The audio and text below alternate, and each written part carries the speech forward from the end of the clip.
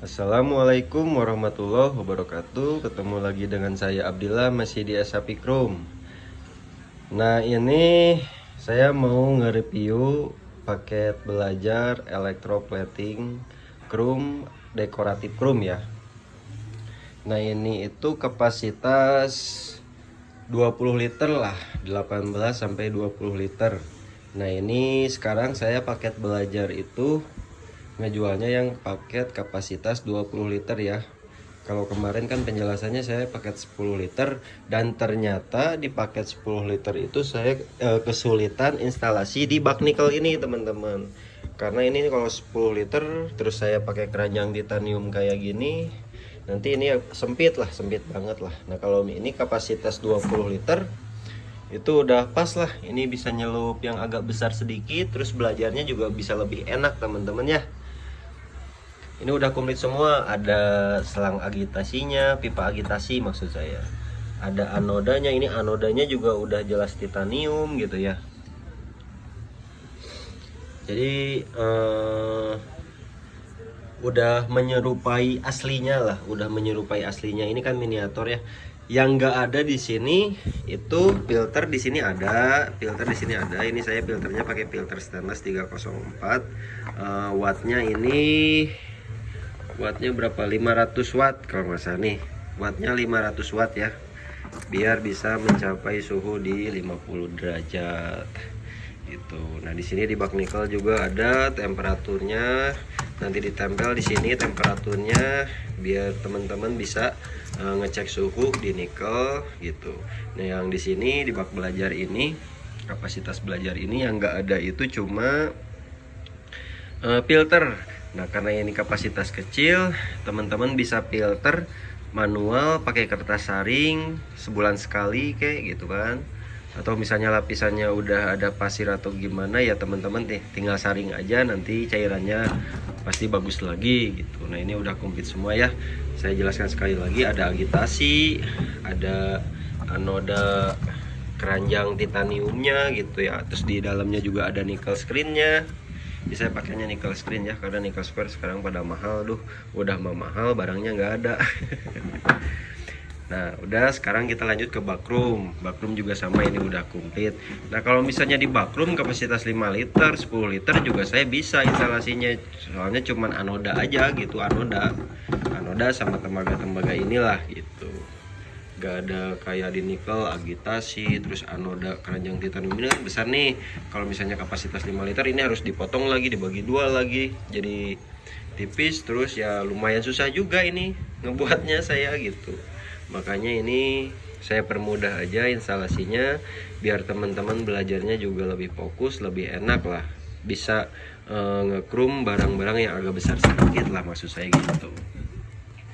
Nah, di sini bakroom tadi udah saya jelaskan, ini sama kapasitasnya 18 sampai 20 liter. Lumayan lah teman-teman lah, gede lah ini. Udah enak buat belajar gitu ya. Nah, di sini ada juga alat-alat yang lainnya ya. Nah, ini aerator. Ini aerator saya pakai ACO 001. Ini buat agitasi atau gelembung buat agitasi cairan nikel.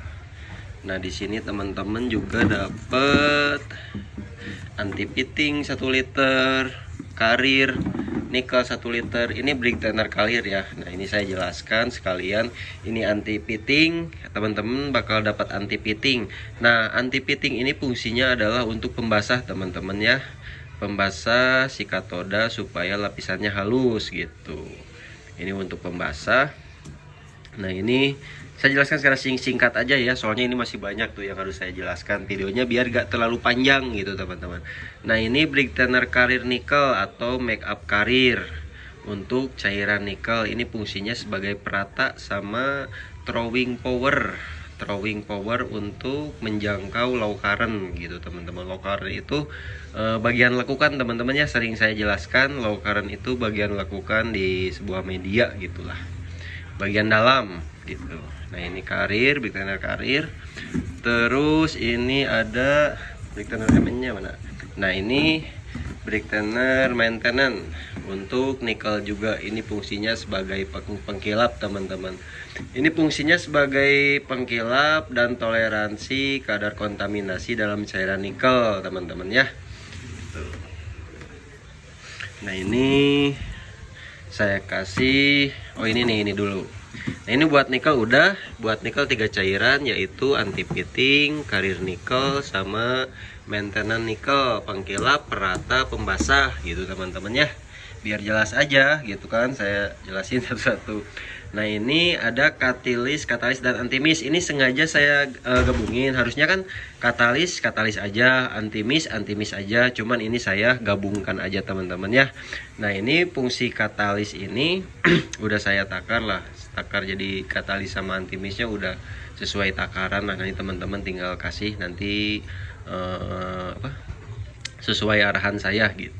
Nah ini katalis fungsinya adalah untuk pengeras dan biar lapisannya itu kuat, lapisannya itu nggak mudah tergores, katalis, dan untuk menimbulkan warna kebiruan gitu. Nah ini antimis adalah anti bau krum teman-teman.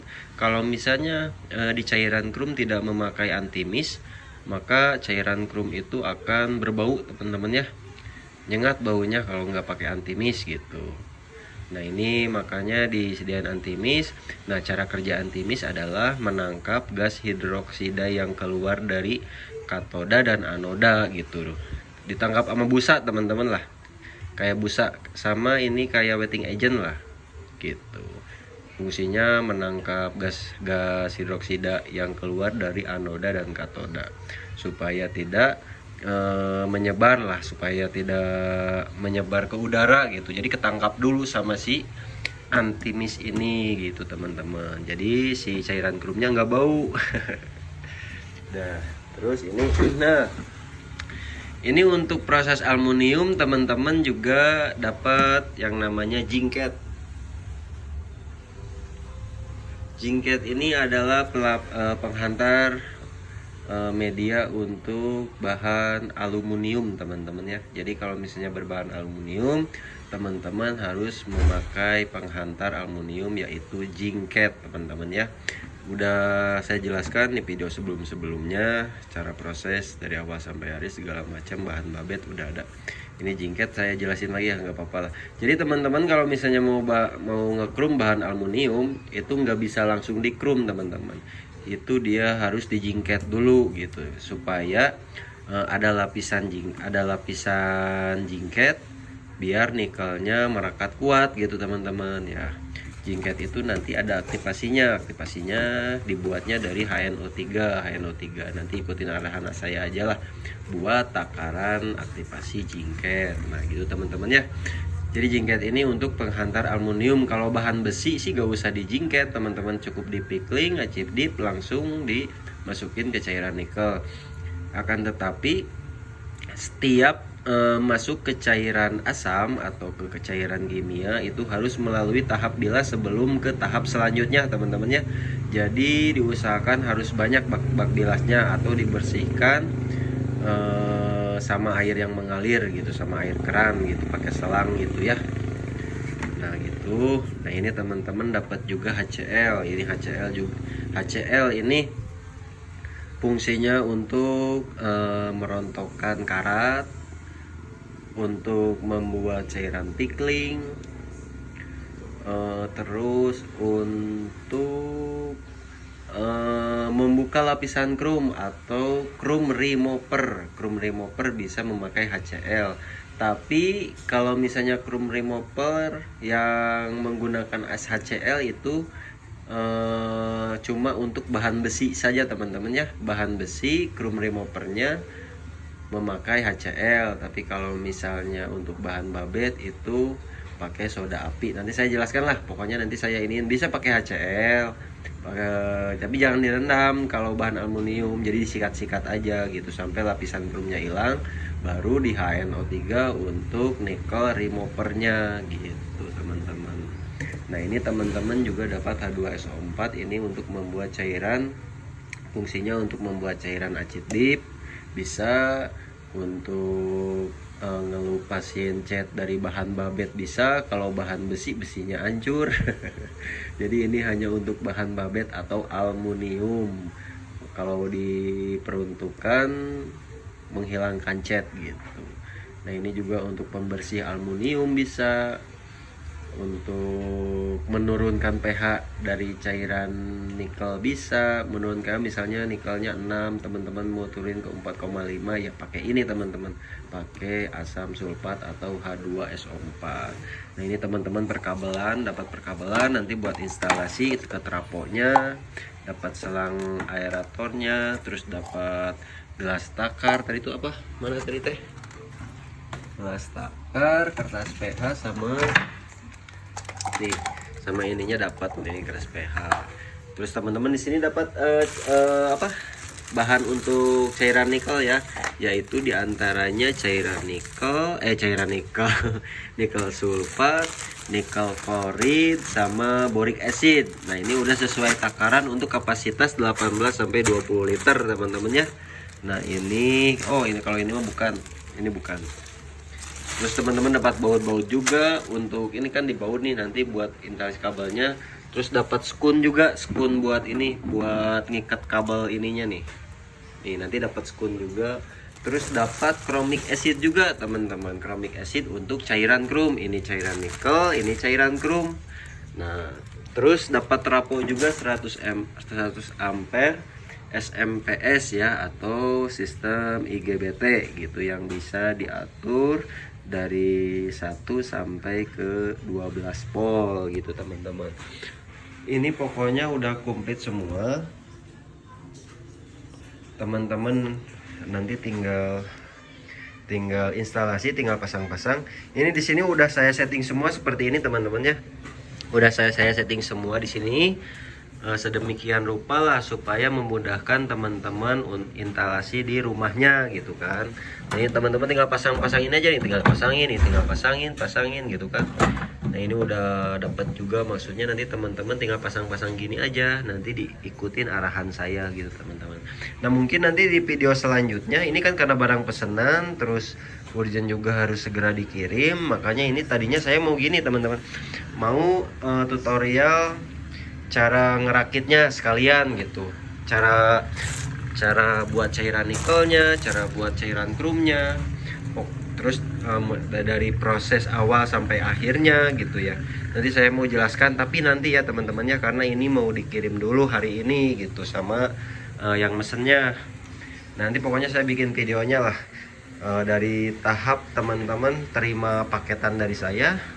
Terus apa saja yang harus teman-teman lakukan dari awal sampai akhir, sampai finishing lah.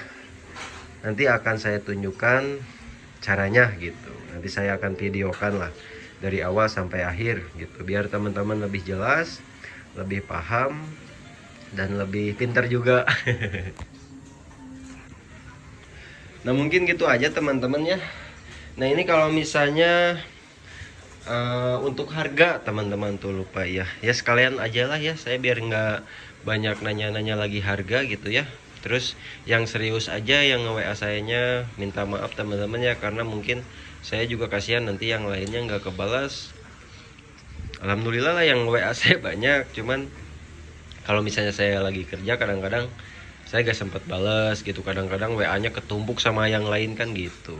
Nah ini saya jelasin dari sekarang harganya. Ini termasuk trapo teman-teman ya, teman-teman di saya tinggal instalasi, tinggal siapin bak bilas. Terus masalah listrik teman-teman minimal 1300 watt lah, lebih baik 2200 watt gitu untuk listrik. Nah terus untuk biayanya ini harganya 7 juta teman-teman. Mahal ya? Iya mahal teman-teman, karena sekarang harga pernikalan ini sudah ampun lah pokoknya.